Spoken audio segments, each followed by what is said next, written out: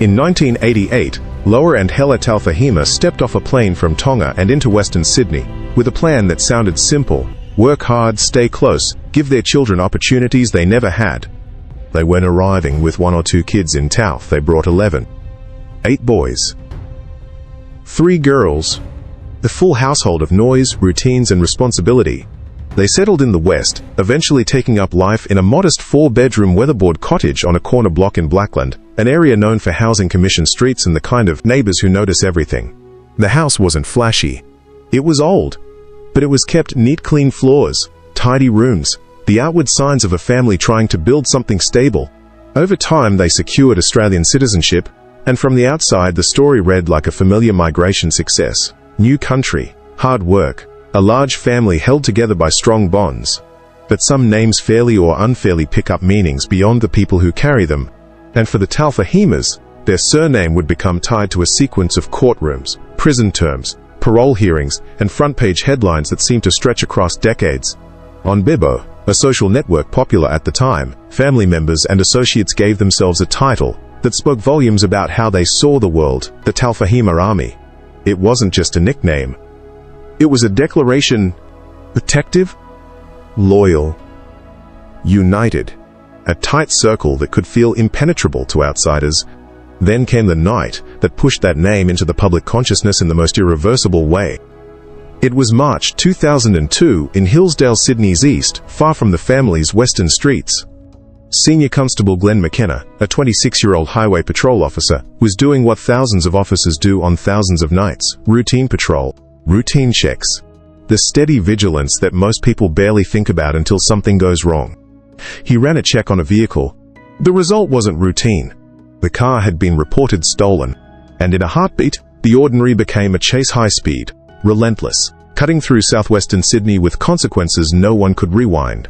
Because the people inside that vehicle weren't just running from a traffic stop. They were about to ignite a chain of events that would leave a police unit shaken, a family's name permanently altered, and a city still arguing about accountability, punishment, and how a single decision can pull so many lives into an unfolding tragedy. The pursuit tore through the night like a warning siren. No one could silence.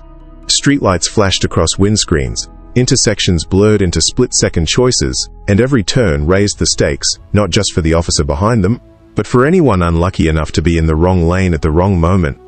When the stolen car finally crashed, the situation didn't de-escalate. It transformed. 4 men spilled out and scattered from the wreck. And this wasn't a group fleeing with empty hands. Each of them carried a loaded firearm, an unmistakable signal that whatever came next had already been rehearsed in their minds. Police would later identify the driver as Meki Talfahima, 25 years old. In the passenger seat was his younger brother John, 23. The other 2 were Sion Penasini and Meli Alagi.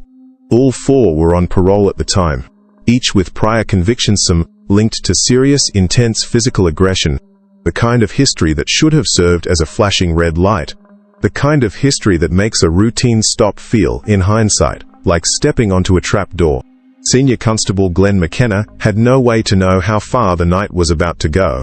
But he did what he was trained to do. He stayed with it. He followed procedure. He stayed in the fight to protect the public. And then within a distance, measured in mere meters, the moment arrived that would freeze this case into Australia's collective memory. From close range, shots were fired through the windscreen of the patrol car. The confined space of the vehicle turned into a terrible echo chamber, a place where decisions made in seconds would produce consequences for decades. The officer was struck in the head and chest, sustaining catastrophic injuries.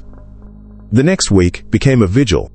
McKenna's colleagues visited the hospital, walking into that sterile, fluorescent-lit space where hope and reality wrestle in silence. He fought to survive for 7 days, but the injuries were too severe.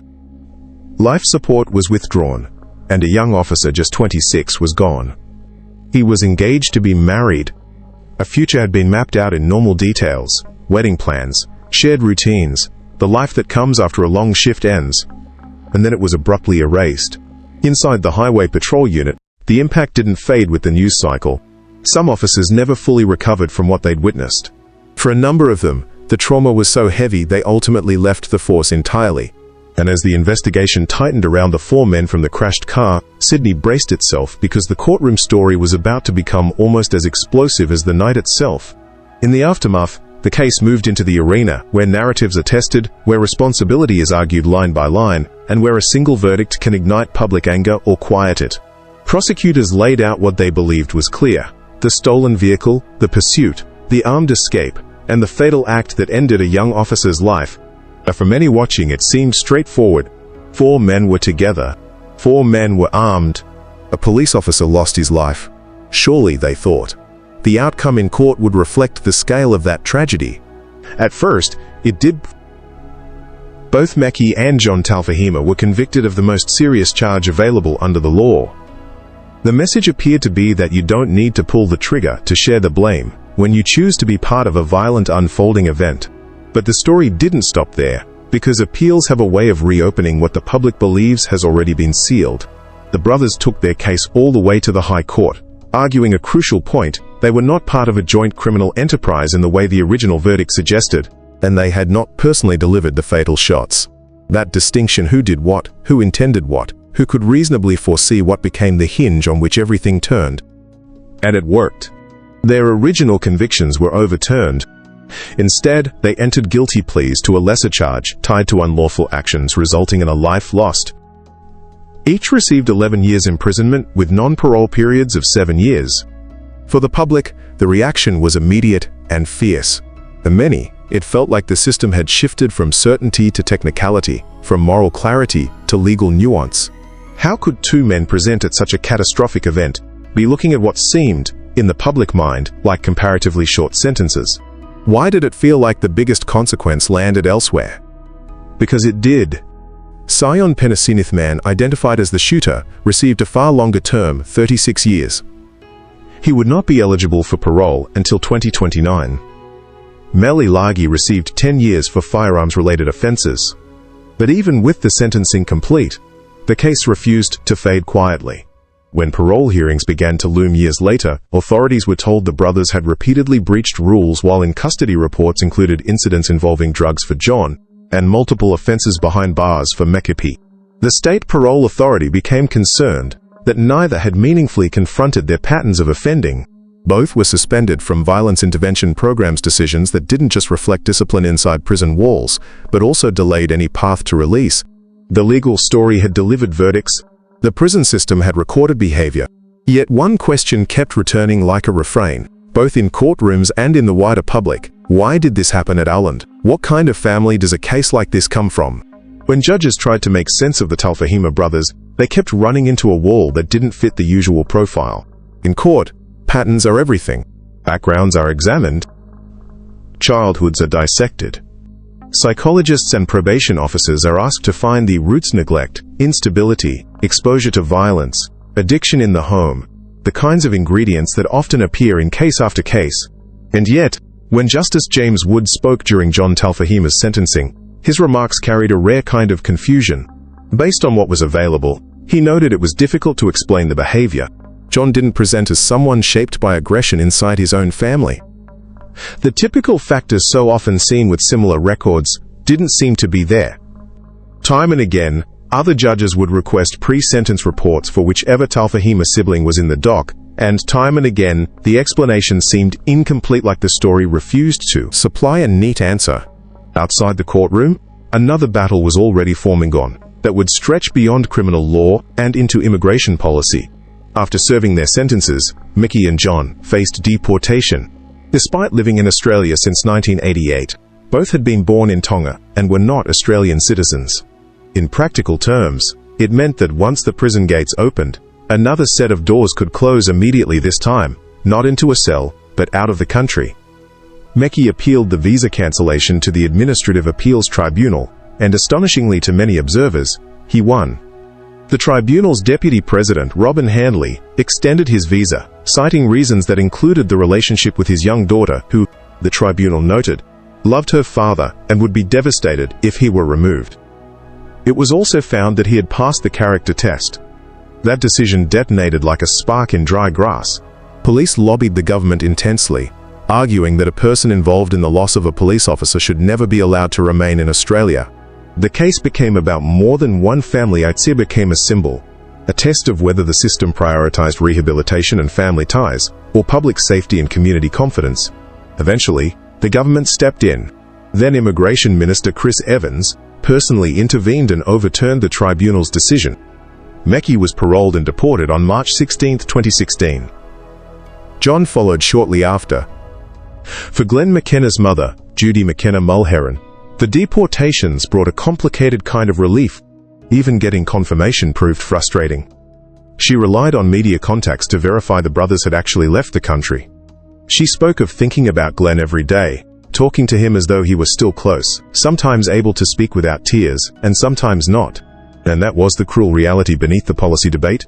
Deportation might close a chapter on paper, but it didn't undo the absence. As the New South Wales Police Association president described it, the feeling was bittersweet. The community might be safer, but nothing could ever restore what had been taken. And while Mekki and John were the most notorious names, they were far from the last. Long before the deportations, court lists and police briefs had already begun to show that the Talfahima family's troubles weren't confined to two brothers. The name kept resurfacing in different contexts, different suburbs, different years, like a thread that refused to break. Their sister Honora, better known as Nola, was 28 in 2008 when she was held at Malawa Women's Jail, serving time until December after breaching a suspended sentence. She was a mother of 3, and she carried an earlier conviction for robbery and company. Another brother, Feliciano, was 27 that same year when he was on remand in Parkleya, facing charges linked to an armed robbery at the Regent Park Sporting Club. His arrest also became a footnote in Sydney policing history. He was among the first people on whom officers used a taser during apprehension. Then there was the mother's voice, breaking through the headlines in a rare moment of raw honesty. Speaking to the Daily Telegraph, Hella described a feeling that sounded less like denial and more like despair. At home, she said, she could control them, but once they were out, her sentence trailed away unfinished as if the rest was too painful or too obvious to say aloud. No story, though, captured the family's tragic trajectory more vividly than that of Tvita Talfahima, known to friends as Rowdy. In his bedroom, the first thing he saw each morning was a target hanging from the curtain rail. Under the bed, inside a Parramatta 2 Blues footy bag, were firearms, a rifle, and 2 shotguns, one Italian-made single-barrel, the other a shortened 12-gauge British double-barrel with its Bichibidia identifying number filed away. It was the kind of detail that felt almost surreal, sporting dreams on top, dangerous capability underneath. Like some of his brothers, Tvita showed real promise on the football field. Wallabies legend Gary Ella even wrote to him, offering equipment and sponsorship support. But his record began early, at 15, convictions for assault and demanding property with menaces. And the situation around him kept deteriorating. On a warm February evening in 2008, when Tvita was still 17, his tiny bedroom was crowded with 6 friends on the PlayStation, others talking. By night's end, one of them, 18-year-old Chris Emerson, had lost his life after a firearm discharged. Emerson had been sleeping in his car after being forced out of home by his parents. A 16-year-old was later sentenced for the unlawful act that caused that tragic outcome. 2 other boys from that circle, both 14, would later end up in juvenile institutions after storming a high school with a weapon and attacking students and staff during morning assembly. Tvita wasn't blamed for Emerson's passing, but only 16 days later, he was in custody himself, charged with assault with intent to rob. And from there, the revolving door began. Tvita's late teens became a timeline of release dates and return trips, brief windows of freedom followed by new charges, parole breaches, and the slow hardening that can happen when a young person starts measuring life in sentences. He was released in November 2008, then back inside by March 2009 for breaching parole. When he finally walked out of Cobham Juvenile Justice Centre on June 19, 2009, it should have been the beginning of a reset. It wasn't. Less than 6 weeks later, Tvita had lost his life. On September 1, 2009, barely a month after turning 18, and he was shot by police during an armed robbery. It happened around 12:40 a.m. at the Canley Heights Hotel. Tvita and a 16-year-old accomplice held up the venue. The bar manager, Nino Schlimon, was taken as a hostage, with a firearm pressed to his head. Police arrived after a trip alarm. Officers ordered Tavita to drop the weapon. He refused. As he moved toward the hotel's only exit, still holding the firearm to the hostage's head, 2 officers fired their service weapons. The incident ended in seconds, but its aftermath detonated inside the family. Relatives were furious they weren't told until 3:30 p.m. following day that Tavita was gone. His mother insisted he was a good boy, that she didn't believe what had happened, and that he wasn't like this. She argued he had been trying to get on with his life, and that he looked bad because of what his older brothers had done. A close male relative went further, accusing police of deliberately targeting the family, claiming they'd never been left alone since the loss of Senior Constable McKenna, and that Tavita was shot without justification because officers had it in for them. He described being searched repeatedly during police stops, as if suspicion had become automatic. The inquest that followed was tense, even volatile. At Glebe Coroner's Court, Senior Constable Simon Ross, the officer who fired the fatal shot, was allegedly threatened during a break. Ross' lawyer told the court that as the officer walked past a group of relatives toward the toilet, one of Tavita's younger brothers called him a dead man walking. Deputy State Coroner Scott Mitchell voiced deep concern about courthouse security and the risk of inflaming already severe emotions. For many families, an inquest like that might mark a grim endpoint, a moment where grief, anger, and accountability collide, then slowly settle. But for the Talfahimas, the pattern didn't settle. It continued, reshaping itself across years, new incidents, new defendants, new victims, and the same surname reappearing in the public record. And just when it seemed the story might finally fade with deportations and funerals, it surged again, first in a widely circulated 2024 service station confrontation, and then in a dating app setup that would end with another family's world collapsing in a matter of minutes.